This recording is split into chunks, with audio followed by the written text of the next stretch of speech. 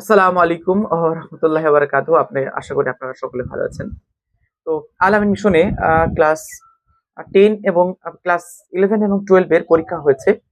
তো সেই পরীক্ষা দেওয়ার পরেই তারা ভর্তি হবে এবং ভর্তির পাশাপাশি 11-12 এর পাশাপাশি নিট কোচিং এর ব্যবস্থা সেখানে থাকে। মানে ধীরে, ধীরে শেখানো হয় ওই রিলেটেড এনসিইআরটি বই পড়ে।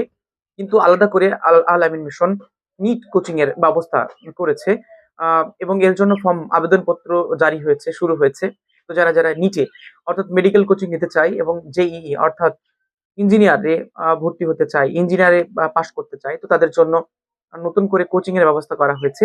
তো সেখানে একটি পরীক্ষা হবে এন্ট্রান্স এক্সামিনেশন। সেই এন্ট্রান্স এক্সামিনেশন দেওয়ার পর তারা কিন্তু ভর্তি হতে পারবে।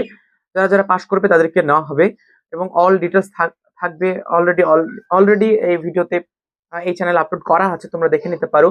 ভর্তির পদ্ধতি, ভর্তির নির্দেশিকা, কবে পরীক্ষা ফর্ম ফিল আপ হবে, কবে থেকে শেষ হবে, লাস্ট ডেট কবে, রেজাল্ট কবে, অ্যাডমিট কার্ড কবে, অল ডিটেইলস থাকছে এই চ্যানেলের মধ্যে।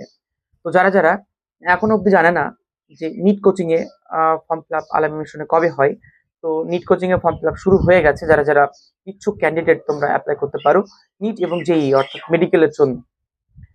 তো এই ছিল আজকের ভিডিও।